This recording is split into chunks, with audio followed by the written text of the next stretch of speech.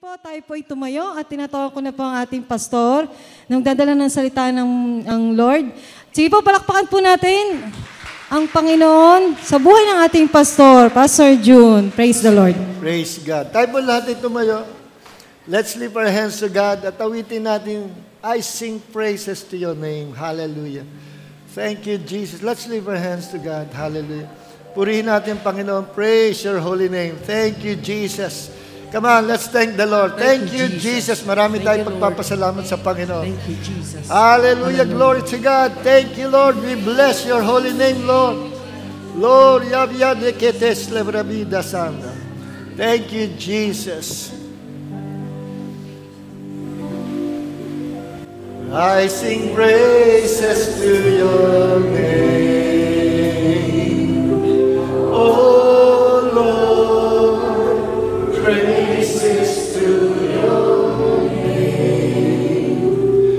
Oh, Lord, for your name is great and greatly to be praised.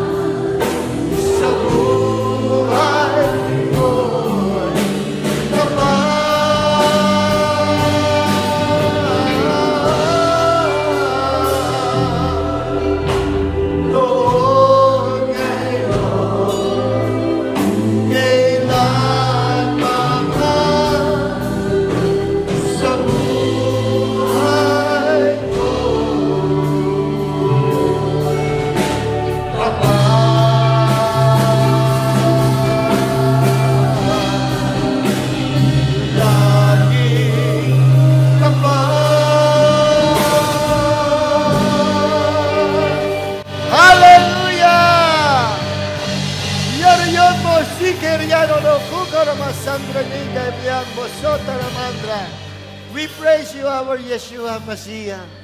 Panginoon, sa umaga pong ito, patuloy ka namin sinasamba in the Spirit and in truth.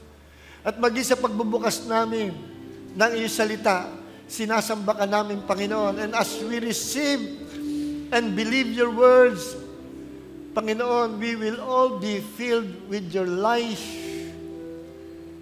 We will be filled and be flooded with your life, with the life of God, at lahat, maging lahat ng sickness and diseases will be destroyed, Panginoon, sa pamagitan ng buhay mo na siya naghahari sa bawat isa amin at sa lugar nito. And let this place, this worship hall, be filled with the glory of the living God. At lahat, Lord, will be under your control. Fill us today, Lord.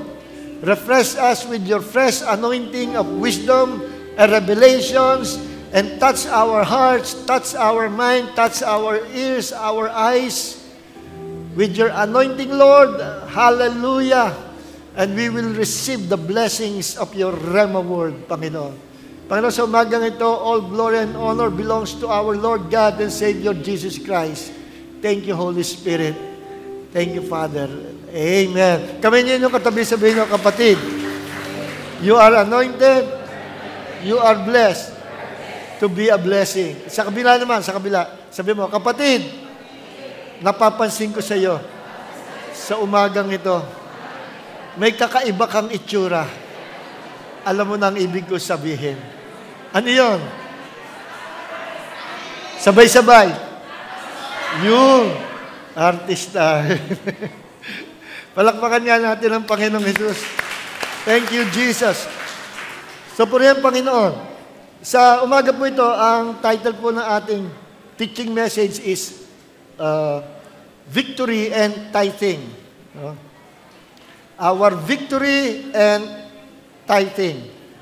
Ang ating pagtatagumpay at ang ating pagbibigay sa Panginoon ng ating tithes. Iko-connect natin itong victory, itong tithes, victory sa tithes, at iko-connect natin sa blessing ng Panginoon. Sa ngayon, tinutulig sa na napakaraming sekta, church denominations na hindi naniniwala sa tithing. Sinasabi nila, yan ay para sa mga Jews lang, sa mga Jews, at yan ay para sa Israel, at yan ay under the laws. Under the law. Kaya hindi tayo part ng law, we're no longer under the law, we're under the grace of God. Kaya bilang mga banal ng Diyos, under the New Testament or under the New Covenant, hindi na tayo dapat mag-tithes.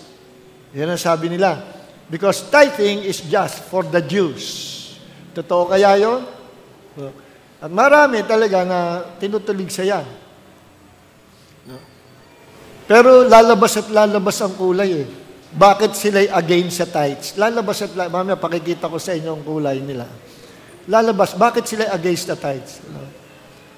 At totoo ba na itong tithing ay binigay ng Diyos, command sa mga Jews lamang? Sa totoo niyan, wala tayong mababasang sa New Testament na sinasabi ng mga apostles o sa mga writings ni Paul na lahat tayo dapat obligado magbigay ng tithes. Walang ganong passage sa Bible. Meron sinabi si Paul na ang church, sa mga mananampalataya, ay magbigay ayon sa ninanasa ng kanyang puso na maluwag at masayang pagbibigay. Kaya sa kanila, hanggang doon, kung ano yung gusto nila, bigay sa Panginoon, nila ibibigay nila. Kaya mangyayari, yung mga nagtatrabaho, pag nagsweldo, shopping dito, shopping doon, bili ng kanyang mga gamit, mga gusto niyang bilhin.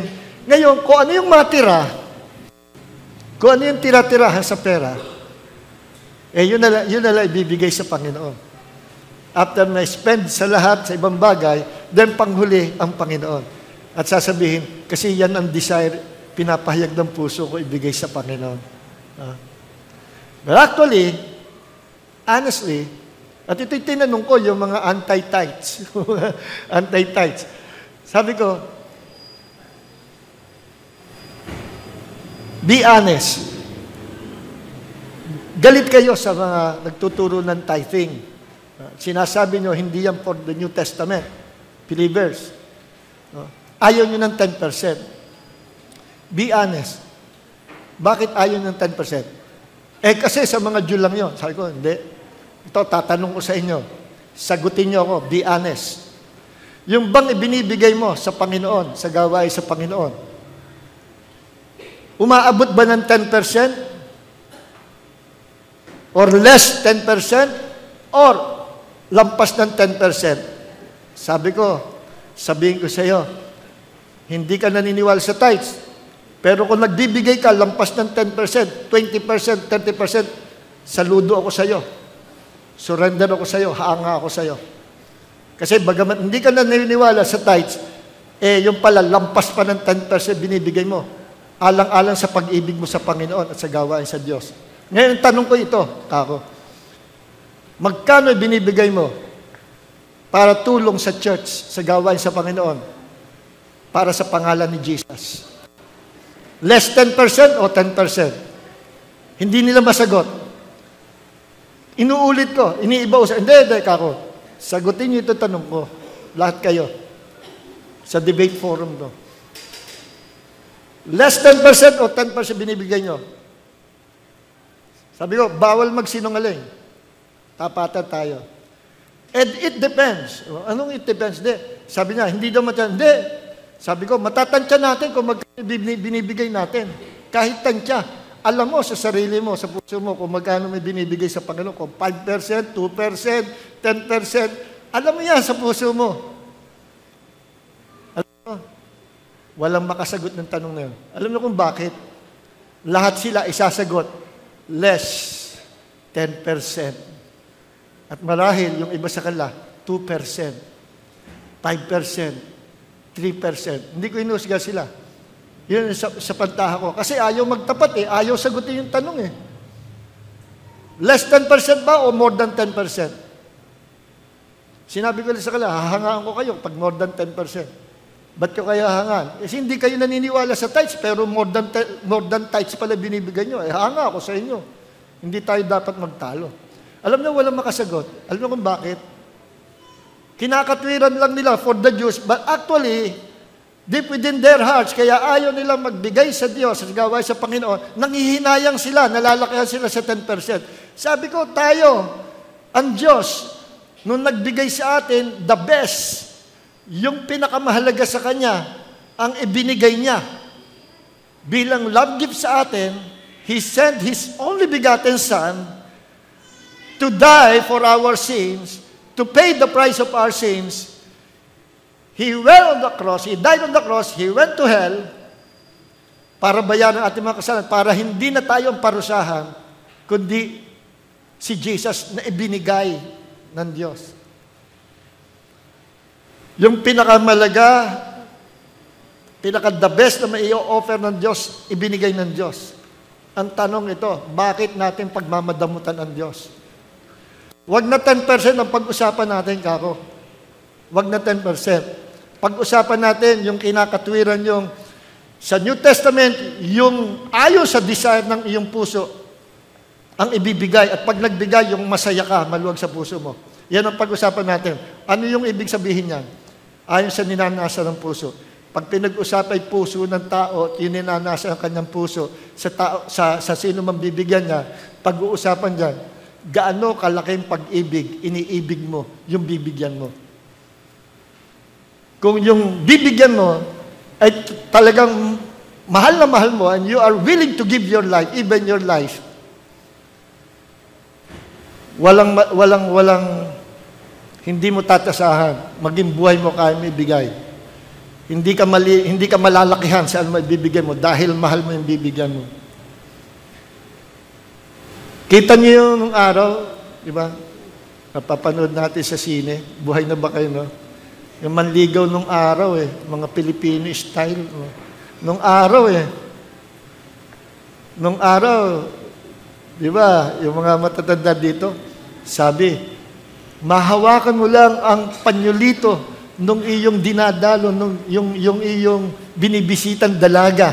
Pag ikay namamanhi ka ng ligo, mahawakan mo lang ang kanyang panyulito. Mahihimatay ka na dahil para mo nang nahawakan ang kanyang kamay. Panyo pa lang, eh, no? Antindi. At kung maligaw nung araw, di ba nung araw, uso yung mga harana sa mga probinsya, di ba? At uso yung mabubulaklak na salita, ibibigay ko sa iyo ang tala, ang buwan, ang langit, everything, lahat, bibigay ko sa iyo. Hindi nga ikaw may-ari niyan, pamimigay mo ba? Ibig sabihin, poetic siya na, ibig sabihin, ganyan kalaki ang pag-ibig ko. Willing ako ibigay lahat, even my life, dahil sa laki ng pag-ibig ko sa iyo. Kasi ang measurement ng ating giving ay nasa measure ng ating pag-ibig sa binibigyan. Kikinig po ba tayo? So, kung pag-uusapay pag-ibig natin sa Diyos, gaano natin iniibig ang Diyos? Do you love Him 100% of your life? So 100%. Iniibig mo siya mula sa iyong puso. Ibig sabihin, 100%. You are willing to give everything to Him. Ay, mas mabigat yun sa New Testament. Akala nila, lulusot sila. Hindi tithes yan, kundi ayos sa ninanasa ng puso. Yung ninanasa. So, yung measurement, yung pag-ibig natin sa ating puso sa Diyos. Do you love Him? 5%? O, di 5% bigay mo. Do you love Him? 20%? 20% bigay mo. Do you love Him 100%? Ay, wala ka na ititira. Ibibigay mo na sa Panginoon lahat. 100% iniibig mo siya. Kita nyo, mabigat sa New Testament. Gusto lang nila umiwas sa 10%, hindi nila alam, mas malaki doon sa, pagdating sa New Testament, under the grace of God, everything belongs to the Lord. Wala kang tinatangkilik. Kaya wag mong ipanghuhuli ang Diyos, matapos ay kayo makapag-shopping at mabili mo lahat ng bagay, pati luho mo, then may natirang barya sa pera mo, yun ang ibibigay mo sa Panginoon. Nakakahiya sa Panginoon. So, ganyan ang New Covenant people. You are willing to give everything, maging buhay mo. At lahat ng pag-aari natin, hindi natin pag-aari, all belongs to the Lord Jesus Christ. Siya ang ating Lord. Tayo ang servant of His love. Maliwanag po ba? Pero ang Diyos naman, makonsidera ang Panginoon at inaalala rin niya ang ating kalagayan. Hindi naman siya masamang Diyos na whether hook or by crook, whether you like it or not, 100% bibigay sa akin. Kahit hindi na kayo kumain, walang matitira. Hindi ganun Diyos. God is a good God. So tayo pinagmasa, ano bang kapasyahan mo? Sige, kung anong kaya mo ibigay. Kasi sabi ko doon sa mga anti-tithes, eto, sinasabi nyo, na unscriptural, pagbibigay ng tithes, eto, sasabihin ko sa inyo, kung gusto ko magbigay ng tithes, nagkakasala ba ako? Hindi na naman nila masagot yun. Hindi na masagot yun. Kasi may follow-up question yun eh. Pag sila nagkakasala, saan sa Bible sinabing nagkakasala pag nagbigay ka ng tithes? Alin kaya nakakadugod sa Diyos? Yung marunong kang magbigay o yung ayaw mong magbigay? So lalabas ang kulay talaga nila. Mga anti-tithes. Sasabihin nila, sa Malakay 3:10, yan ay laws para sa Levites, under the New Covenant yan. We're no longer under the New Covenant. Pag sinunod mo yan, kailangan sundin mo rin lahat ng kautusan. Hindi ganun yun. Oo, naging part ng law ang tithes para sa Levites under the Old Covenant. Pangtustos sa pangangailangan ng mga workers sa tabernacle, mga Levites. But it's more than tithing. Tithes is more than giving your 10%. Tithing is an expression, it is a principle of faith and expression of our love and faithfulness sa Diyos. Kaya tayo nagbibigay, hindi para tayo pagpalain ng Diyos. Hindi tayo after sa blessing. Dapat tama ang motive natin. After tayo doon sa blesser. After tayo sa Diyos, hindi sa blessing. At kapag ikay after sa Diyos at ang Diyos sinusundan mo, hindi dahil sa to be blessed by God, ibibless ka ng Panginoon kasi alam niya, siya ang minamahal mo, hindi yung blessing. Dapat laging tama ang purpose at ang motive natin sa ating puso. So, pag nagbigay ako sa Diyos ng 10%, nagkakasala ba ako? Ang sagot, hindi. Sabi ko sa kanila, kung gusto ko magbigay ng 20%, nagkakasala ba ako? Kasi ayon sa New Testament, magbigay ayon sa pinapasya ng puso. Kinokontra nyo ang tithes. Sa sama ng sinasabi nyo, sa mga nagtuturo ng tithes. Sinasabi nyo, matatakaw nagtuturo ng tithes. Sinasabi nyo, mga mukhang pera nagtuturo ng tithes. At talo ko ito, ako mismo nagtatights. Pag gusto ko magbigay ng tithes 10%, nagkakasala ba ako?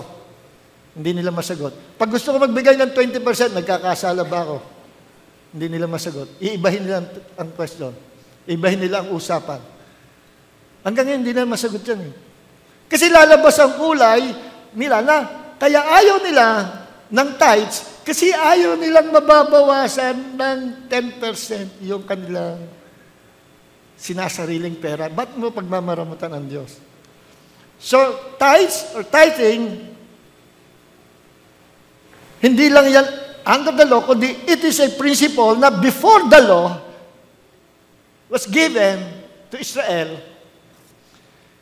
nagtatights na ang mga lingkod ng Diyos. Like Abraham and Jacob, mababasa natin sa Bible, nagtithe si Abraham kay Melchizedek. Nakikita po natin yan. Kaya buksan natin ang Bible, Genesis chapter 14 verse 20. Dito pinakita si Abraham nag-tithes kay Melchizedek. No? After the war, after the battle, Genesis chapter 14 verse 20. He blessed him and said, Abraham, binless ni Melchizedek si Abraham. Abraham is blessed by God, Most High Creator of heaven and earth. And blessed be God, Most High, who has handed over your enemies to you. Sabi ni Melchizedek kay Abraham. And Abraham gave him a tenth of everything. Meaning, Abraham gave his tithe. He gave 10% or 10th part of everything na nakumpiska niya sa digmaan. Ang tithe, ang principle of tithe or tithing, kung ano yung blessing na dumating sa iyo, kaya yan ay pera, pagkain o anumang bagay, basta dumating sa iyo, i-offer mo yan sa Diyos as part of your worship or as your worship to God. Because tithing is not just giving to God your 10%, kundi tithing is worship. Every time we give something to God, we are worshiping God. Kaya lahat yan, tithing, giving, offering, sacrificial giving. Kasi pag naman pa sa 10%, ano yan giving na yan hindi na tithes or offering. Pag wala ka ng may bigay at ang natitira na lang, ikakain mo, ginawa mo dahil sa pag-ibig mo sa Panginoon, o gusto mo makatulong sa gawain, binigay mo pa. Magpapasting ka lang, kakainin ko na, sige, bibigay ko na. Basta lang mapagpala ang gawain sa Panginoon. Offering kayo sa Panginoon. Ang tawag na sacrificial giving. Yung ipapamasahe mo na, ibinigay mo pa, sakripisyo na yun, sacrificial giving. So lahat yan, whether it is sacrificial giving, offering giving, tithing, lahat yan ay binibigay natin sa Panginoon as part of our worship. Nakikinig po ba tayo? Sabi ng Panginoon sa Old Testament, huwag kayong papasok sa aking presence without something in your hands na dadalhin sa akin. Huwag kayong papasa presence na empty-handed. na walang laman ang kamay. Meaning, walang dalang offering. So under the New Covenant, New Testament, nag-o-offer tayo sa Panginoon. Anong offering natin? Lahat na binibigay natin sa Panginoon, offering yon. Even our talent, once na binigay mo ang talent sa Panginoon, nag-worship ka sa Panginoon. Pag nagdi-design ako ng ganito, binibigay ko talent sa Panginoon, habang dinidesign ko, yung mga artworks, nag-worship ako sa Panginoon. Kinakausap mo, Lord, ito'y para sa iyo. Para po sa ito. I worship you. So habang binibigay ko talent, pinapagamit ko sa Diyos at talent, nag-worship ako sa Panginoon. Habang nagwawalis ka sa church, para sa Panginoon, hindi para sa kanino man, you are worshiping the Lord. Habang nagpipreach ako dito, hindi dahil sa obligado, no? Hindi dahil sa tumatanggap ako love gift, hindi dahil sa kung ano pa man, kundi, kaya ako nagpipreach dito, because I love the Lord. Every time I deliver the Word of God, I am worshiping God. Kikinig po ba tayo? Sila Brother Oget, sila Sister Lele, sila nag-e-edit ng ating mga video sa Facebook, sa YouTube, then bubuksan uli natin TV Ministry. Ang hirap mag-edit. Si Brother Oget, hindi na natutulog. Ang trabaho niya, baligtad. Tulog siya sa umaga, gising siya sa gabi. Tapos isisingit pa niya yung pag-i-edit. Sacrifice yun. Si Lenlen, ganun din. Very busy mga, pero sinisingit nila. Why? Because they love the Lord. Bakit tayo nandito? Umulan, umaraw, bumagyo, hindi. Nagtitipon-tipon tayo. Because we love the Lord. Yung time natin, may binibigay natin sa Diyos, whether it is our tithes, offering, talent, yung boses mo sa pagkanta sa Panginoon, pagsayaw mo para sa Panginoon, pagtugtog mo sa Panginoon, lahat ng yan, once na binigay mo sa Panginoon, you are worshiping the Lord. Amen. So giving is worship. Kasama yung tithing. Kaya huwag mong lilimitahan ang Diyos dahil hindi tayo nilimitahan ng Diyos. Huwag mong pagmamadamutan ng Diyos dahil hindi tayo pinagmadamutan ng Diyos. Sabi ko doon sa mga anti-tithes anti-tithes ang tawag. Alin kaya nakakalugod sa Diyos? Yung ayaw magbigay sa Diyos, yung nagbibigay sa Diyos. Alin kaya nakakalugod sa Diyos? Yung nagbibigay ng 10% o yung nagbibigay ng less 10%? Sila makakasagot niyan. Lalabas ang kulay mo. Ba't mo ayaw sa tithes? Kasi, kautusan niyo. Ito nga si Abraham, wala pang ang kautusan, nagbigay na ng tithes, 10% ng blessing sa kanya ng Panginoon, galing pa sa gera. Kakatwiran nila, galing sa gera yon. Ang ino-offer sa Panginoon, prutas, pagkain. Hindi. Tithes is a principle of our faith. It is an expression of our love and faithfulness and worship to God. Bakit? Yan, ang tithes, pagta-tithes natin sa Panginoon ay response natin sa ginawa ng Diyos sa atin. Ito na lang yung maibabalik natin sa Panginoon. Response natin ito sa kabutihang ginawa sa atin ng Panginoon. Tingnan niyo ito, basahin natin. Kasi may pangyayari.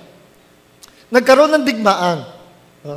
Si Lot, nung time na yun, nakatira sa Sodom. Nagkaroon ng digmaan, mga hari nagkampi-kampi against the kings of Sodom and Gomorrah, hanggang sa natalo, na-invade, nakuha lahat yung mga properties, riches, and wealth ng Sodom and Gomorrah, kinuha ng mga kalaban, at nakasama si Lot na pamangkin ni Abraham, at pati kanyang asamang anak at mga tao nila doon, dinala nila, tinangay ng mga kalaban. At merong isang nakatakas, humihingal-hingal, papunta kay Abraham. Ang mga Abraham, yung pong pamangkin yung si Lot, kinidnap, natangay, pati yung buong sambayan at yung mga tao doon na natira, na buhay, ay tinangay nila. Nung malaman ni Abraham, tinipon niya yung mga servants niya na tinrain niya for warfare. Mga workers niya yon. Tinrain niya for warfare just in case magkaroon digmaan. Ay prepared sila. At kanila nilusob yung kalaban. At nagtagumpay sila. Lahat ng ninakaw ng kalaban ay nabawi nila. Including Lot and his household, nabawi. Pati mga properties na ninakaw, nabawi. Bakit nagtagumpay si Abraham? Because Abraham was the friend of God. Bakit si friend of God? Sapagkat si Abraham ay covenant partner of God. Tandaan niyo, sinabi ng Diyos, Abraham, gagawa ko covenant. Call ka? Okay ba sa'yo? I will bless your generation. Kung gaano kadami ang star sa langit, ganyan magiging descendants mo. Ang mga sand sa dagat, ganyan magiging dami ng descendants mo. I will bless your generation. Okay ba sa'yo?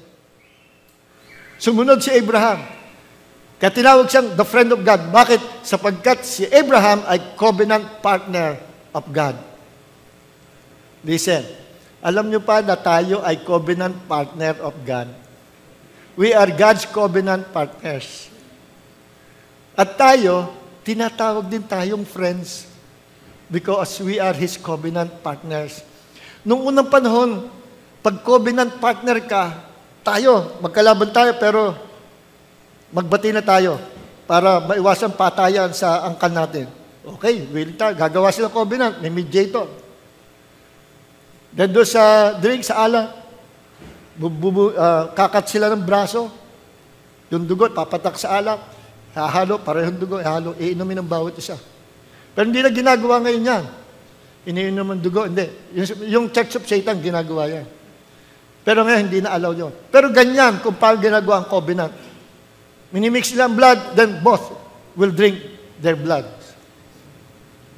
And now, they become covenant partners, covenant brother, kung tawagi, we are now blood brothers.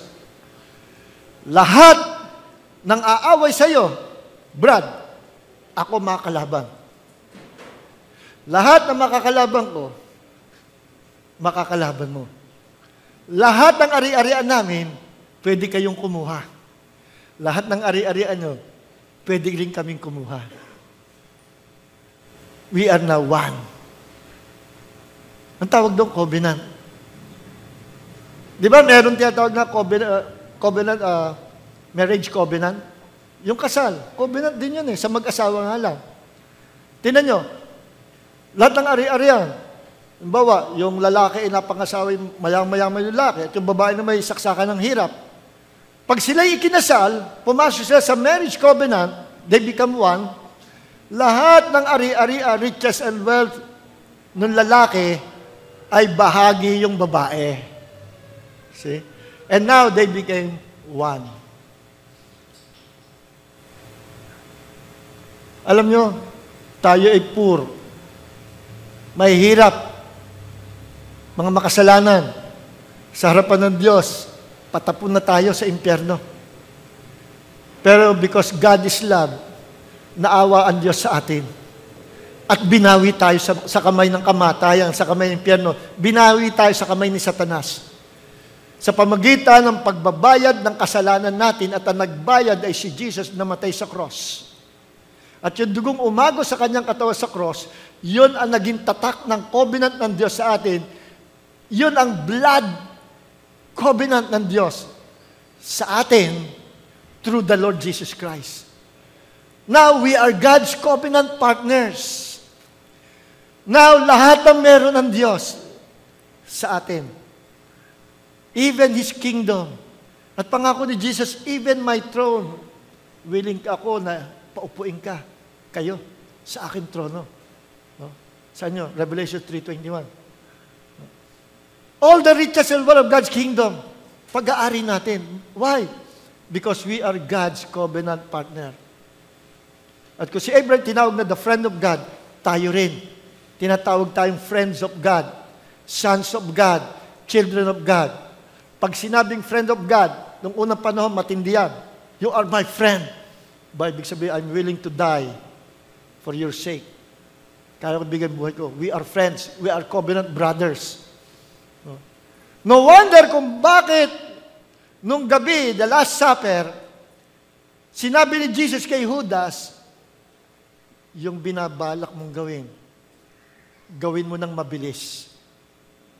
Friend, naku, tinawag ni Jesus na friend, ang traitor, ang magkakanulo, ang magpapahamak sa kanya, tinawag ni Jesus na friend. And I believe, doon sa time na yun, na makita ni Judas, napapatay na si Jesus, pinahirapan, pinarusaan, pinagpapadok, nilagyan korontinik, at papatay sa cross. Sobrang conviction, sobrang na-convict si Judas. And I believe, yung time na yon, umaalingaw sa tenga niya yung salita ni Jesus, friend, meaning, covenant brother siya ni Jesus. Ginawa niya yon. Sa sobrang remorse niya, nalungkot siya, ayoko dito. Yung 30 pieces of silver na binayad sa kanya. Alam niyo ba, nung una pa pagbibili ka ng katulong o servant, at pag bumili ka servant, kahit anong paggawa mo sa kanya, susundin niya. Nabibili nung araw sa palengke mga servants. Pag sabi mo, Juan, gising, 2 o'clock, madali araw, gumising ka, ako po, ikatutulog ko lang ng 10 o'clock. Hindi, gusto ko 2 o'clock, gumising ka. Susunod ka. Juan, gusto ko, magpatihulog ka na sa bangin. You like it, susunod ka, dahil ko hindi, tutulak ka. Pag-aari, pag servant ka, pag-aari ka nung Panginoon mo. Si Jesus ang nagmay-ari tayo. We are servants of His love. Si Jesus ang lahat masusunod.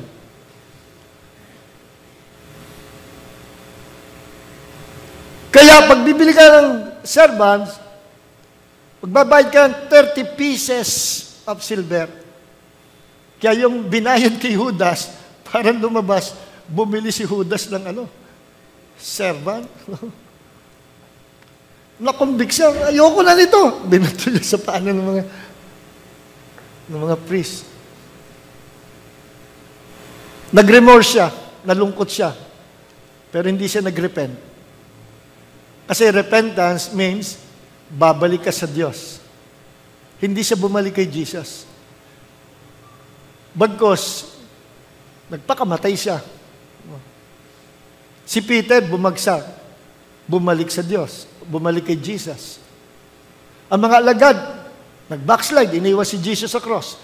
Pero nabuhay na baguli si Jesus, nag-repent siya, bumalik sila kay Jesus. Yun ang repentance. Okay, ngayon, eto na. Kulat tayo sa panahon. Kung kayo nagte-take note, isulat nyo na lang to. Ito yung captivity kay Lot. Noong tinangay sila Lot at ang buong mga natitirang buhay doon sa Sodoma, Genesis chapter 14 verse 10 hanggang 12. Ito yung captivity ni Lot. Genesis 14 verse 10 hanggang 12. Para mapag-aralan nyo sa bahay. Ito naman yung rescue ni Abraham kay Lot. Doon sinakluluhan. Genesis chapter 14 verse 13 hanggang 16. Okay. Bakit nanalo si Abraham?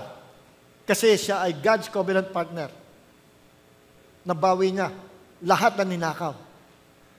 Church, we are God's covenant partner. I tell you, lahat ng ninakaw sa atin ni Satanas, ibabalik sa atin ng Diyos. Under the new covenant, sa law of restoration, pag pinag-aaral natin ang law of restoration sa Bible, pag nagbalik ang Diyos, titiyakin ng Diyos na mas maganda kaysa dati. It will be better than the former. Pag-aralan natin ang minsan, law of restoration. Pag may nawala sa iyo, ibinalik ng Diyos, titiyakin ng Diyos na yung pangpalit at ibinalik, mas maganda kaysa dati. Or mas marami kaysa dati. Nakikinig po ba tayo? Ang daming example na sa Bible. Merong law of restoration, tinatawag. At tayo, na kay Jesus, makaka-experience tayo ng law of restoration. Lahat, God will take back what the devil has stolen from us. Because we are God's covenant partner. Si Abraham nagtagumpay sa war, sa battle, sabagat siya God's covenant partner. tayo, sa lahat ng digmaan, sa lahat ng battles of life, sa lahat ng problems of life, magtatagumpay tayo. Bakit? We are God's covenant partners. Parang wala yata naniniwala. Ngayon, nung nabawi na, ang saya na nila. Eto na. Mababasa natin ito sa, pag may time kayo, basahin Genesis chapter 14, pababa, buong chapter. Eto na. Biglang umapir si Melchizedek. Alam niyo si Melchizedek, napakahiwaga niya. Bakit? Una-una, siya ay King of Salem. Yung Salem, yun yung later on naging Jerusalem. King of Salem. No? Siya rin ay high priest of the Most High God. Sa mga Jews, lahat ng mga Jews, alam nila yung pinanggalingan nilang tribes. Meron silang talaan ng lahi, meron silang genealogy. One time, sa isang church anniversary, may pinakilala sa aking bisita, American Jew. Tinanong ko siya, sa Jedo, may lahing Jew. Sabi ko, alam mo ba ang pagkalahi mo Jew? Kung saan ka galing? Yes, I'm from the tribe of Levi. Alam niya, hinanap daw niya, nahanap nila yun. At ako'y naniniwala talagang sinadya ng Diyos na magkaroon ng idea ang mga Jews na magkaroon silang genealogy, talaan ng lahi, para matrace nila pinanggalingan. Kasi si Jesus, ang Messiah na darating, mapapatunayan na si Jesus talaga, yung napako sa krus, namatay sa krus, nabuhay na muli, siya yung ipinangakong Messiah, tagapagligtas ng buong mundo. Ipinraspesay sa Old Testament. No? Dahil ang kanyang lahi, manggagaling dito sa ganitong lahi, tinuturo sa Bible. Sa prophecy. So, pag tinrace mo, ito ba talaga yung totoong Christ? Kasi sa last days, marami magpapanggap, ako ang Christ. Di ba? Pati yung TV Evangelist, kiniklaim niya, binigay na raw sa kanya ng Diyos ang buong langit, pati lupa, at siya na raw tagapagligtas. Ito, tandaan niyo mukhang ito, dito kayo maliligtas. Diba? Inilaim niya siya ang Savior. Siya daw in the way, the truth, and the light. Siya, nagpapanggap siyang Christ. Sa Korea, may nagpapanggap na Christ. Sa Japan, sa Europe, ang dami naglabas ang Christ, siya daw yung totoong Christ. Ay nga, pag tinrace mo lahi, saan ka ba lahi galing? Ay sira na. Samantala si Jesus, pag tinrace mo, genealogy ni Jesus, makikita mo, siya talaga yung pinangakong tagapagligtas. So, ganun din, no, na itong si Melchizedek, tinitrace siya, saan ba galing si Melchizedek? Lalo na may posisyon ka, king ka. Dapat mayroong pinanggalingan lahi, pero walang matrace ang mga Jews kung saan galing itong mahiwagang si Melchizedek. High priest ka, di matitrace ang lahi mo. Saan kang high priest ka? Galing ka ba kay Aaron? Saan ka galing? No? Pero hindi siya high priest according to the high priest ni Aaron. No? Mahiwaga, basta sumulpot na lang yon. Alam niyo kung pinagtatalungan kung sino yon. Alam niyo, sa akin may sagot na pinag-aralan mo. Alam niyo kung sino si Melchizedek? Wala niyo. Sino? Si Jesus. Yun yung pre-incarnated Christ. Kasi sa Old Testament, bago pa si Jesus magkatawang tao as Jesus Christ, Jesus the Messiah, sa Old Testament, umaapir-apir na siya. Ang ministry ng God the Father, siya yung sender. Ang sinesend sa Old Testament, hanggang ngayon, ang sinesend si Jesus at saka ang Holy Spirit. Then bago makreate ang New Testament, sinend si Jesus, then the Holy Spirit. At ngayon, sinend ng Panginoon ang Holy Spirit na nanahan sa atin. Ang sender, ang God the Father. Pinakamataas sa ministry, sa position, sa office, God the Father. At si Jesus, ang Holy Spirit, nag-submit. Pero hindi ibig sabihin noon, ay mas mataas sa pagka-Diyos ang God the Father. No, sa pagiging pagka-Diyos, balik sa dati. Mula pa sa walang pasimula, magkakasama na sila. The Father, Jesus, and the Holy Spirit are all equal as one God. Maliwanag po ba? Ngayon, ito si Melchizedek, umapir kay Abraham. Kailan umapir? After the war or after the battle. After his victory, umapir si Melchizedek. Nag-manifest. At si Melchizedek, si Jesus. Listen, sino dito ang naka-experience ng mga battles sa buhay? Mga digmaan, pakikipagbaka sa buhay. Sino naka-experience? Lahat tayo. Alam niyo ba, minsan sa panahon ng pakikipagbaka, sa panahon ng napakabigat na problema, minsan maisip mo, where is my God? Parang iniwan ako. Pero I tell you, hindi tayo iniiwan ng ating Diyos. Eh bakit parang iniwan? Tinetest niya ang ating pananampalataya. Amen. At ang tunay na test of faith ay test ng ating love and faithfulness sa Kanya. Sa kabila na napakahirap ng buhay at may pressure, may digma, may labanan, may problema, halos matabunan ka na, gayon pa man bumabangon ka at sinasabi mong, purihin ang Panginoon. Lord, I love you. I will still serve you, Lord, faithfully. Yun ang tunay na pananampalataya. Pero pag sinabi mo, Lord, why? Pinaglingkuran kita, ba't ganito ang ginawa mo? Ba't ganito inalaw mo mangyari sa akin? Bagsak ka sa testing ng faith. Kaya after the battle, after ng mga problems, listen, ang Diyos may pangako na lahat ng problems, lahat ng battles of life, ma-overcome mo. You are more than conquerors. Naniniwala ba kayo? Yes! May pangako ang Diyos. So ano man, gano'n man kabigat, panalo ka dyan. Kapag sa problema o sa labanan na yan, hindi ka pa nananalo, ibig sabihin, hindi pa tapos ang Diyos. Sabagat in the end, you're still the conqueror. Nakikinig po ba tayo? At kaya tawag sa Romans chapter 8 sa atin, we are more than conquerors. Lahat ma-overcome natin. Kasi tayo nilikha ng Diyos sa ilalim ng Kanyang pag-ibig to become more than conquerors. Kaya lahat ng sa problema, lahat yan ma-overcome natin. Just remain faithful sa Diyos and be patient. Yun ang mahalaga. Faith plus patience. Ngayon, after noong battles, saka umapir si Melchizedek. And I believe si Jesus yun. After na malampasan natin ang problema, mga kapatid, ang blessing ng Diyos, Jesus will manifest to us. Jesus will reveal more of Himself to us. Mas makikilala mo ang Panginoon. Bakit? Nagtiis ka, nagtagumpay ka sa mga problema. Magpapakahayag sa iyo, Diyos. At naranasan ko ito. After na mabigat na battles of life, saka ko nakilala, naintindihang lubos ang plano ng Diyos. Saka ko nakilalang lubos ang kalaliman kung sino ang Diyos. Hindi ko natutunan sa Bible school yan. Hindi ko natutunan sa personal pagbasa. After those tests and trials, nung na-overcome ko, binless ako ng Panginoon ng revelation, knowledge, at inireveal ng Diyos sa akin kung sino siya. Okay, pagkatapos ngayon, na mag-manifest si Melchizedek kay Abraham, nag-release ng blessing si Abraham. Abraham, you are blessed by your God.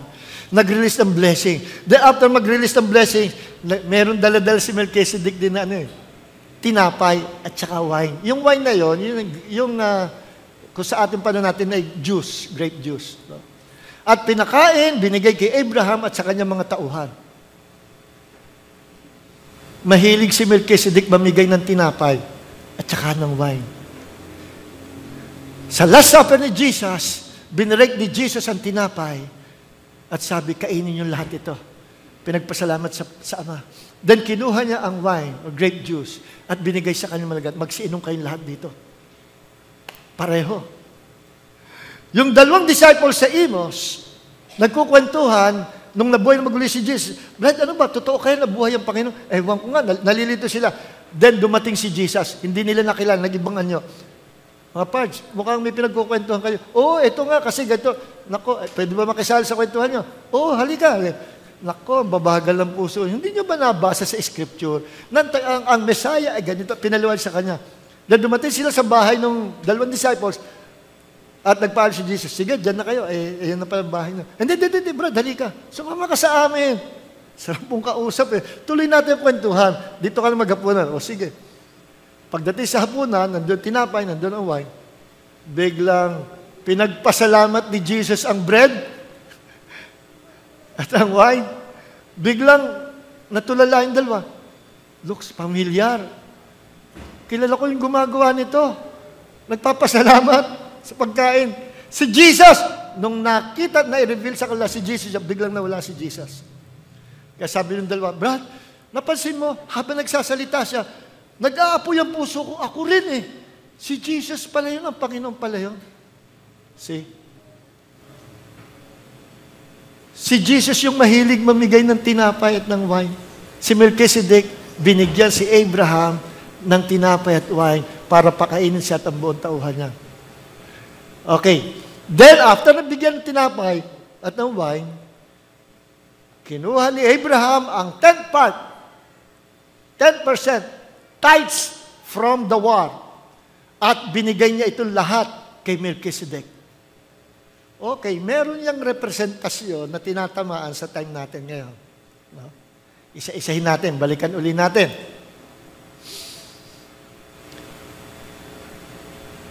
Si Jesus, every time we gather together, every Sunday, hindi niyo ba alam, nagre-release ng blessing ang Panginoon? Sabi ni Jesus, where two or three are gathered together in my name, nandun ako sa kalagitnaan niya. So, nandito si Jesus. Nag-take tayo ng tinapay, tsaka ng grape juice. Si Jesus ang mahilig gumawa niyan. Alam niyo ba yung tinapay na binigay ni Melchizedek kay Abraham ay kumakatawan sa panahon natin ngayon sa Word of God. The Word of God is the bread of life from heaven. Si Jesus yon, pero ang Word of God na ating pinag-aaralan ay galing din sa heaven. Ito yung mana na binibigay sa atin ng Panginoon. The revealed knowledge of God from His Word, from the Logos, ito yung mana. No? Galing sa Panginoon at binibigay sa atin ng Diyos to bless us. Ito ay revealed knowledge of God. This is the Word of God na binibless tayo ng Panginoon. Pangalawa, nagseserve ang Diyos ng wine. Ano yung wine na in-offer, binigay ni Melchizedek kay Abraham? Kumakatawan yon sa presence ng Holy Spirit. Tandaan nyo yung Day of Pentecost, doon bumuhos ang Holy Spirit sa 120 believers, na nabulabog yung mga kapitbahay, yung mga foreigners, yung mga kapitbahay. Ano yung mga yan? Nagpupuri. No? Malakas yung dating ng Holy Spirit at narinig ng mga tao. Umugong, boom! Ano yun? Then nakita nila 120 believers nag-i-speak in tongues. Hallelujah! Rabasya lalakita rama. Nagpupuri sa Panginoon. Sabi ng mga nakakita sa kanila, ay, ang aga-aga, mga lasing. Sabi ni Pedro, hindi kami mga lasing, mga Ginoo. Ito yung nasusulat. He will pour out His Spirit. Meaning, ang representasyon ng wine na i-offer ni Melchizedek kay Abraham, kumakatawan ito sa presence ng Holy Spirit. Kasi pag dumating ang presence ng Holy Spirit at tayo na-immerse sa presence ng Holy Spirit, malalasing tayo. Malalasing tayo sa Kanyang pag-ibig. Malalasing tayo sa Kanyang kagalakan. He will bless us with His presence. Kaya ang tinapay ay kumakatawan sa Word of God na ating pinagsasalunan ngayon at ang wine kumakatawan sa presence ng Holy Spirit na nasa ating kalagitnaan ngayon at nananahan sa bawat isa sa atin. So we have both the bread, the Word of God, and the presence of the Holy Spirit. Hindi mo maihiwalay ang Holy Spirit sa Word of God. Nakikinig po ba tayo dito? Yan ang dahilan kung bakit hindi maliwanag sa ibang denomination na nire-reject ang Holy Spirit at wala silang revelation knowledge, puro informative knowledge at head knowledge. Hindi nila maintindihan ang tithes, hindi nila maintindihan ang faith, hindi nila maintindihan ang doctrine ng Holy Spirit, hindi nila maintindihan, hindi nila matanggap ang gifts of the Spirit, even the ministerial gifts of even the fivefold ministry gifts, inaalis lang apostle, prophet. Hindi nila maintindihan. Why? Sapagkat ni-reject nila ang Holy Spirit. Sabi nila, tapos na yan. Panahon lang yung mga apostol. How dare you sabihin mo tapos na ang Holy Spirit? Hanggang ngayon, nasa planet Earth natin ang Holy Spirit. The Holy Spirit dwells in us. Amen? Ngayon, after nabigay ni Melchizedek ang tinapay at wine kay Abraham, nagsikain sila. Eto na, binigay ni Abraham ang kanyang tithes kay Melchizedek. Listen mga kapatid, bakit tayo nagbibigay ng tithes? At ano ang scriptural na pagbigay ng tithes? Saan ka magbibigay ng tithes? Alam niyo, against ako sa mga evangelist, TV evangelist, sasabi, you want to be blessed by God? Give your tithes, your 10% to this ministry. Ay, scam yan. Either na hindi niya alam, ignorante siya, or talaga nang i-scam siya. Sapagkat ang tithes, hindi binibigyan ko kani-kanina. Binibigay yan doon sa place na kung saan ka kumakain ng tinapay, nabe-bless ka ng tinapay, the Word of God, at na-experience mo ang wine, the presence of the Holy Spirit, kung saan ka nakakaranas, doon ka magbibigay ng tithes. Kikinig po ba tayo? Kung merong TV evangelist, radio evangelist, sasabi, dito magbigay ka sa ministry of tithes, scam yun. Mangi-scam yun. Sapagkat ang tithes sa tahanan ng Diyos, kung saan ka itinanim ng Diyos, doon ka magbibigay ng tithes. Pwede ka magbigay sa ministry ng sino man, kagaya church natin. Minsan, nagpapadala tayo kay Benny Hinn, no? O sa ibang ministry. No? At kung may nangangailangan sa mission, magiging bahagi tayo. Lahat ng yon, love gift. No? Lahat ng yon, pangtulong. No? Pero hindi yung tithes ang binibigay natin doon. Maliwanag po ba? Kasi no, may nagtanong ako'y umaatin sa ganito. Umaatin ako sa ganito. Ang dami mo naman inaatinan. Saan ba talaga mother church mo? Kasi pag umuwi ako, dito ko lang, saan ko kaya bibigay ang tithes ko? At pinakita sa akin ng Panginoon yung ginawa ni Melchizedek kay Abraham. Binigyan niya yung bread and wine. Then Abraham gave his tithes or his 10% ng blessing kay Melchizedek. Kaya tatanungin, saan ka binless ng Panginoon? Noon, ngayon, at sa darating pa. Saan ka pinapakain ng tinapay, ng salitang buhay? Saan ka nakaka-experience ng presence ng Holy Spirit? Doon ka magbibigay ng tithes. Maliwanag po ba? Okay.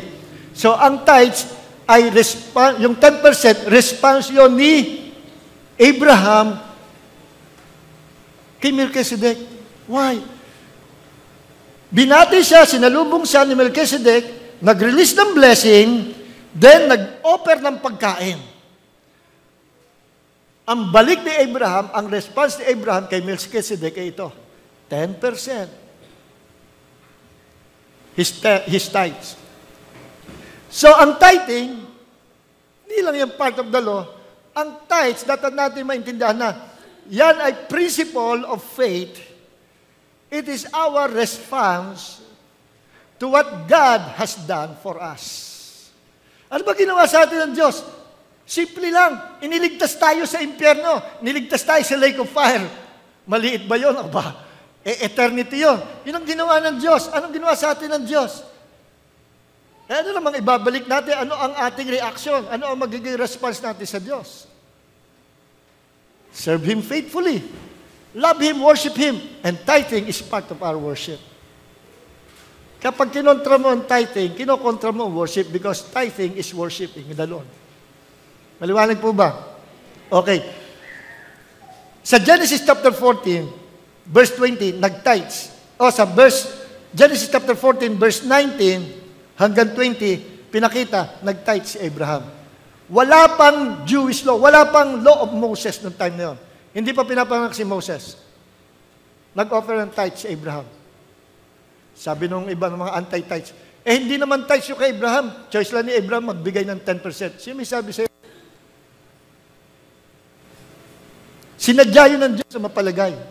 Dahil importante yung 10%. Si Jacob, nangako sa Diyos, magta-tithe siya.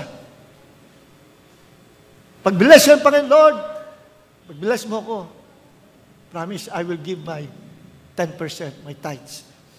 Genesis chapter 28, verse 20 hanggang 22, mababasa nyo. Nangako si Jacob, bibigay ng tithes. Kailan yun? Wala pang Israel, wala pang Jewish nation, wala pang law.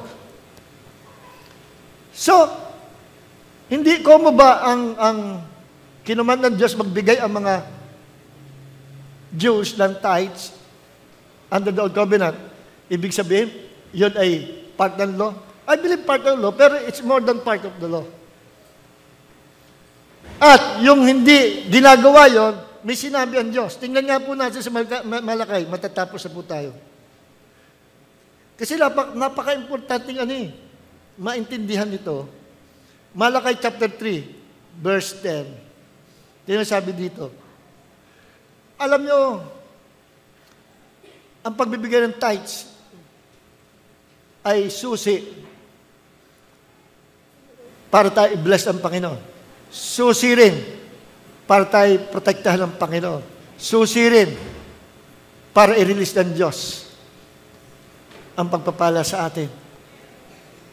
At magamit din tayong pagpapala. Malakay chapter 3. Ito hindi alam ng marami.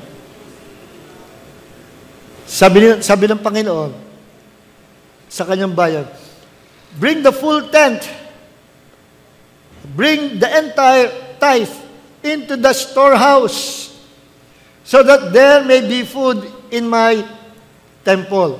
Sa panahon natin, anong storehouse? Anong templo ng Diyos? We are the temple of God. Gathering together, we are temple of God. Anong storehouse ng Diyos? Tayo.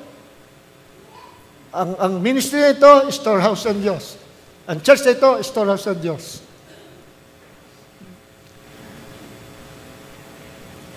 Bring the entire tithe into the storehouse so that there may be food in my temple. Test me in this matter. No? Test me in this way. Sa ibang translation. Says the Lord of armies. Says the Lord who rules over all. To see if I will not open for you the windows of heaven and pour out for you a blessing until there is no room for it all. Pambihira ang Panginoon natin. Dito sa Malakay 3:10, nag-challenge sa Diyos. No? Bigay niyo ang inyong 10%. I challenge you. Kung hindi ko buksan ang duro ang awan sa langit, ang windows of heaven, at ibuhos ko ang blessing na walang sukat na kalalagay sapagkat ito'y overflowing. Mag-iisip ka, saan ko kaya itatambak pa ito? Sobrang dami naman. No? Sobrang dami. Isang sapatos na hinihingi ko, biglang dumami naman yun. Hindi ko malaman ko, ano isusuot ko ngayon, isusuot bukas. Hinihingi ko lang isang kotse. Ngayon naman, nagkatatlo, apat na. Mangyayari yun eh.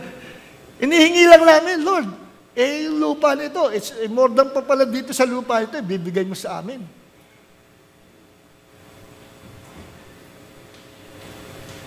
Hinihingi ko lang sa iyo. Ito pa, God will bless us more than we can imagine.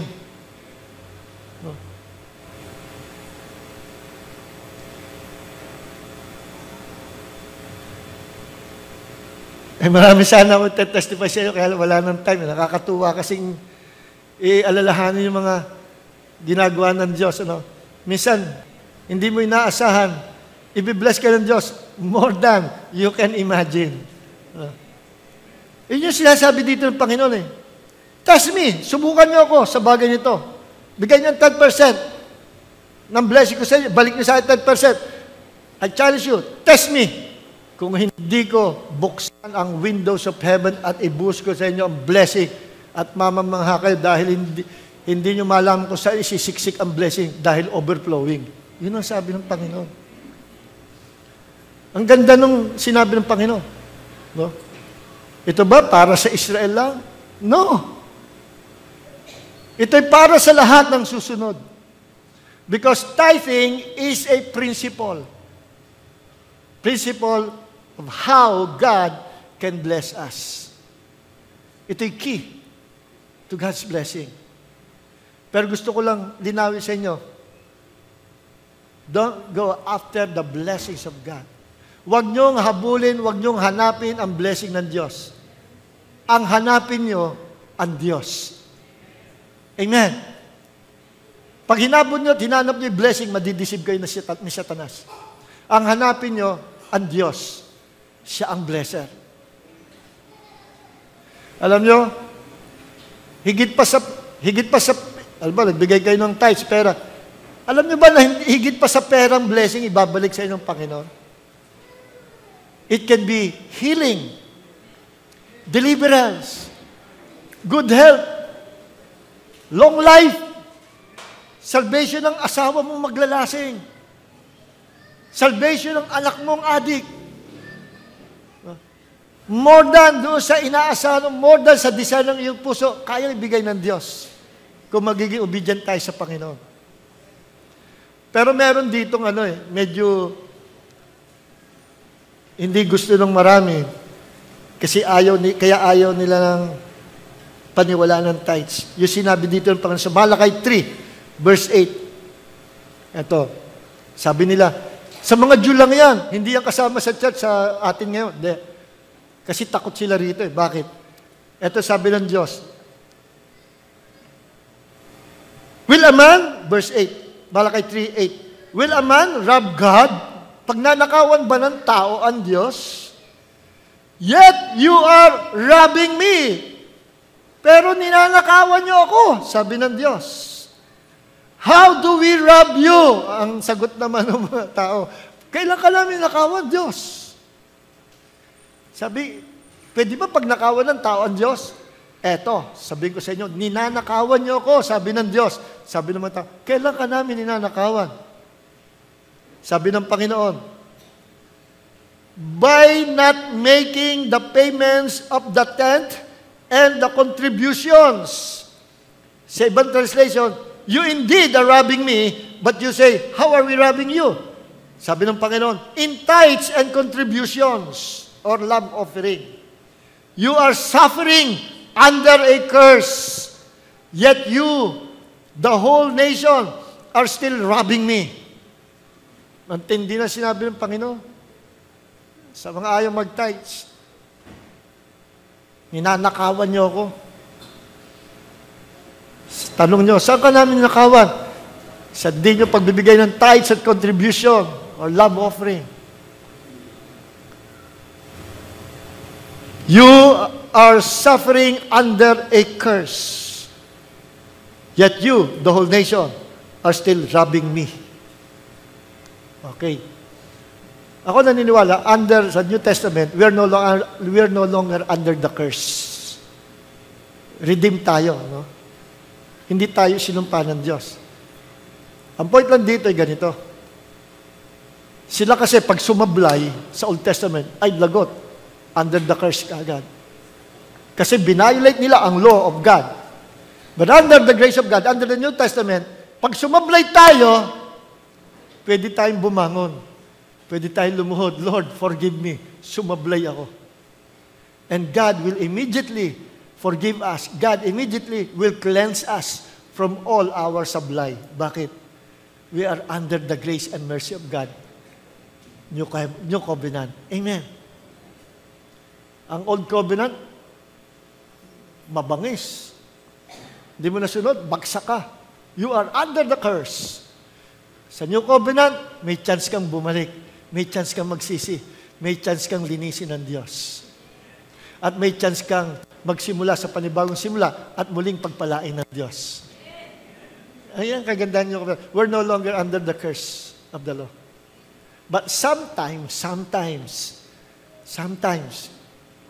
may mga curses na nakakasingit sa buhay ng mga Kristiyano.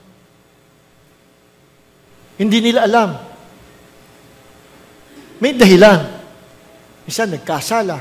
Minsan ganito ginawa. Minsan nagkaroon open door. Minsan may mga paraphernalia sa bahay na demonic. Minsan pumasok siya sa trap ni Satan. Ganito. May bandit. Ganito. Maraming dahilan. At doon pumapasok ang ministry of deliverance. To deliver God's people. Sapagkat meron tayong right to be delivered sapagkat hindi tayo under the curse. We are under the blessings of God. Galatians 3:13-14, si Jesus ay napako sa cross, binilang na sumpa. No? Para hindi na tayo mabilang na sumpa, si Jesus umako ng sumpa natin.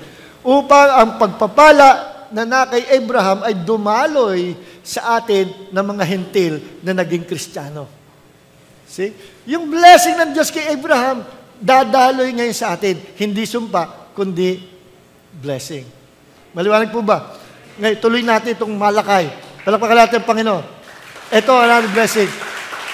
When we give our tithes to God. Ito, Malakay 3:11. Ito ha. Ay, bukod sa buksan ng Diyos ang windows of heaven. Ito, verse 11. I will rebuke the devourer for you, so that it will not ruin the produce of your land, and your vine in your field will not fall to produce fruit, says the Lord of armies. Aking sasawayin, sapagkat kung kayo magbibigay tithes, I will open the windows of heaven and pour out my blessing na overflowing. At sasawayin ko mananakmal. Sino yung mananakmal? Si Satanas. Sasawayin ng Diyos, haharangin ng Diyos. God will paralyze the devil. Ano mang attack na gagawin si Satan sa iyo, God will paralyze him. God will destroy the enemies. Dahil pinoprotektahan tayo ng Diyos. Why? We are obedient. We became obedient to Him by giving our tithes. See? Then all the nations, verse 12 of the world, then all the nations will consider you fortunate. No? Or, simple translation, all nations will call you happy or blessed. For you indeed will live in a delightful land, says the Lord, who rules over all. At tatawagin kayo ng mga bansa na kayo pinagpala ng Diyos. Paano ako tatawagin ng mga bansa? Ang Europe, ang Japan, ang Korea, ang Amerika, tatawagin tayong blessed by God. Paano mangyayari yun? Nandun sila. Ikaw ang papupuntahin ng Diyos. Nakikinig po ba tayo? Pagpunta mo sa Japan, oh, arigato, you're so blessed by your God. Pagdating mo sa France, madamo siya. You're blessed by your God. Pagdating sa Amerika, my goodness, you're blessed by your God. Pagdating mo sa Europe, ipaikutin ka ng Diyos sa mga lugar para ipakita sa iyo na ikaw ay pinagpala ng Diyos. And those nations will call you blessed by God. Ibig sabihin, promotion comes from the Lord. Sino ang aani ng ganyang pagpapala? Sinong aani ng ganyang pagpapala? Those who love to give something to God. At yung something na yon, let's give our tithes, our offering, our love, our talent, everything, our lives. Give it all to God. He's the owner of our lives. He is Lord, we are His servant. Siya ang masusunod, tayo tagasunod lang. Amen. Tapos kontra-kontrahin itong mga anti-tithes. Hindi tayo dapat magbigay ng tithes dahil hindi yan under the New Testament. O kung ayaw mo, mapilit ka, di wag kang magbigay, hindi ka naman pinipilit. Wag kang magbigay. So, at wag niyong pakialman yung gusto magbigay. Ako, kung choice ko magbigay ng 10%, gagawin ko. Ang tanong, nagkakasala ba ako? Kung magbigay ako ng tithes sa church namin, magbigay ako ng tithes, nagkakasala ba ako? Hindi nila masagot. Pag sinagot nila, oh, nagkakasala ka, saan sa Bible? Wala silang pakikita. Pag sinabi nila, hindi ka nagkakasala. Eh, yun naman pala, bakit sinasabi niyong masamang mag-tithes?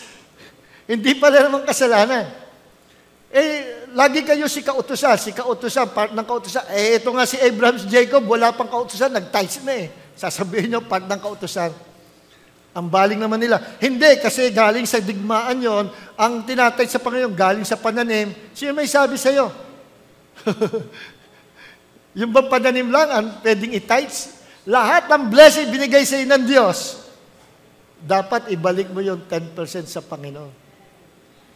And under the new covenant, ibigay ang ayon sa pinapasya ng iyong puso. Ibig sabihin, measuring stick, your love to God.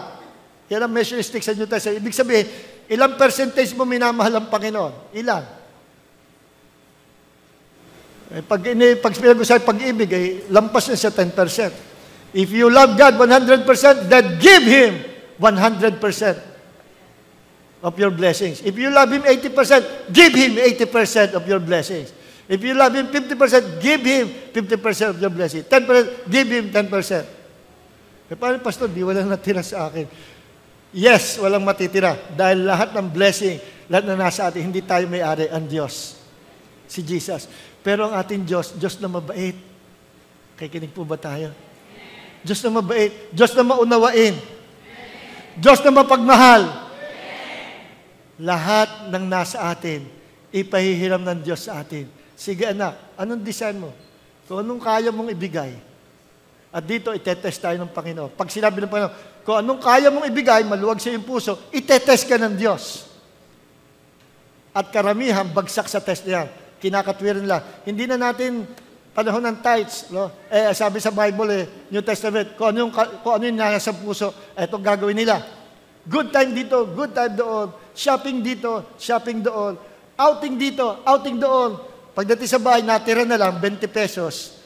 20 pesos. Lord, ito po ang nasa na aking puso, ibigay sa 10 piso. See? Ganun na nangyayari. Yan dahilan kung bakit ayaw ng mga anti-tithes ang tithing. Bakit? Ayaw nilang daabot ng 10% dahil nalalakihan sila. Hindi nga nila masagot yun eh. Tinanong ko sila eh. O kayo, pagtulungan niyo itong tanong ko, lahat kayo pwede sumagot. Be honest. Walang sinungaling, bawal sinungaling. Ang binibigay niyo ba? Pag tinanong mo, kayo ba'y nagbibigay sa gawain sa Panginoon? Sure. Yun sagot lang. Magkano binibigay niyo? Less 10% or 10%? Or more than 10%? Hindi nila masagot. Alam niyo kung hindi nila masagot? Kung may honest doon at sasabihin, hindi ako naniniwala sa 10% na tithes. Pero kung magbigay ako, 30%. Ay, saludo ako sa iyo. Brad, surrender ako sa argument natin. Saludo ako sa iyo. You really love the Lord. Believe ako sa iyo. Hindi ka naniniwala sa 10%, pero more than 10% binibigay mo. Yan ang tunay na mananampalataya. Pero hindi nila masagot. Wala sumagot na gano'n. Alam niyo kung bakit? Sapagkat binibigay nila, less 10%. Yung iba, 2%. Yung iba, 5%. Yung iba, 3%. Ayaw nilang aabot ng 10%. Kakatwiran nila. That's not in the Bible. You are deceived by the devil. Yun ang sagot doon. Amen. Tithing is a divine principle. It is our expression of our love and faithfulness to God, at response natin ito sa ginawang pagliligtas sa atin ng Diyos. Tayo po lahat ito mayon.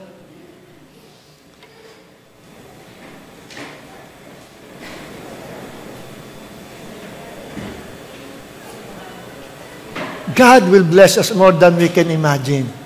No? God will bless us. Yung 3 kong anak,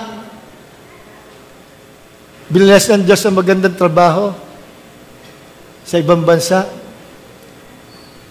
Puro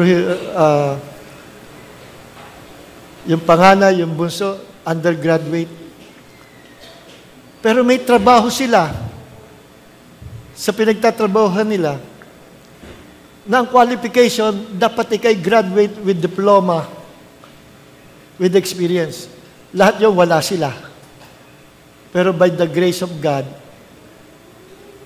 at dahil sa pagbibigay namin ng tithe sa Panginoon, pati ang aming mga anak, binibless ng Panginoon. At sabi ng Panginoon, nagsisimula pa lang ako ng pagbibigay ng blessing sa inyo. See, hindi nyo masusukat ang Panginoon. No? Sa mga bagay ito, I believe, ang nakakaintindi lang nito, yung may anointing ng Panginoon. Yung iba talaga, kahit paliwanag mo, hindi maintindihan eh. No? Panginoon, marami po salamat na sa umaga ito, bagamat kami po itinanghali. Pero, we love this spiritual food more than our necessary food for our physical body. This is a revelation from the Holy Spirit na panghahawakan namin habang kami nabubuhay. For you love to bless your people. And when you bless your people, higit pa sa aming inaasahan. But sometimes, inaalo mo, dumaan kami sa wilderness. Sometimes, dinadala mo kami mismo sa combat zones, from the comfort zone, biglang nasa combat zones. Minsan maraming mga alagad, maraming mga anak ng Diyos, hindi nakakaunawa. At nagtatanong, why Lord? Bakit ako nandito sa combat zones? Pero dapat namin ma-realize, lahat ng ito ay test of faith. Test of faithfulness sa bawat isa amin. Panginoon, ano ang mangyari? We will still love. We will still worship. we will still remain faithful sa iyo, Panginoon. Hindi ka namin kayang tapatan. Kaya sinabi mo, kung ano lang yung kaya naming maibigay sa iyo, yun lang ang naibibigay namin.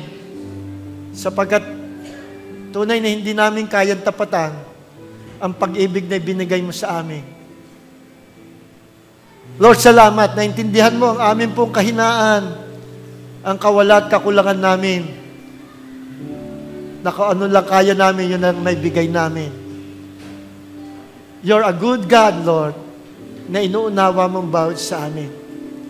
And to those who are obedient, Panginoon, sa iyo, you will always bless them. Hindi lang sila. Hindi lang kami be-bless mo, Panginoon, kundi pati ng aming mga anak. Even our children, and our children's children, and even our future generation will be blessed by our Almighty God, who is a giver. Ang pagiging giver mo, Panginoon, gusto mo ma-impart sa amin, kaya tinuturuan mo kami how to tithe, how to give our offerings, how not to become selfish, Panginoon, and how not to become self-centered. Gusto mo, Panginoon, ikaw ang unahin namin. Gusto mo, Panginoon, unahin namin yung first part, which is the 10%. At wag yung panghuli, sapagkat ang principle is to put God first. Panginoon, marami po sa... Lift your hands to God. Lift your hands to God. Panginoon, lahat mo nakatas ang kamay. I declare that they are now blessed, supernaturally blessed. I declare lahat na nakatas ang kamay will receive surprise blessing this week. In the name of Jesus, receive the surprise blessing of God na hindi mo inaasahan, kaya nga surprise. Receive it now in Jesus' name. Amen. Amen. Hallelujah! Glory to God. Amen. God bless you. This is my desire.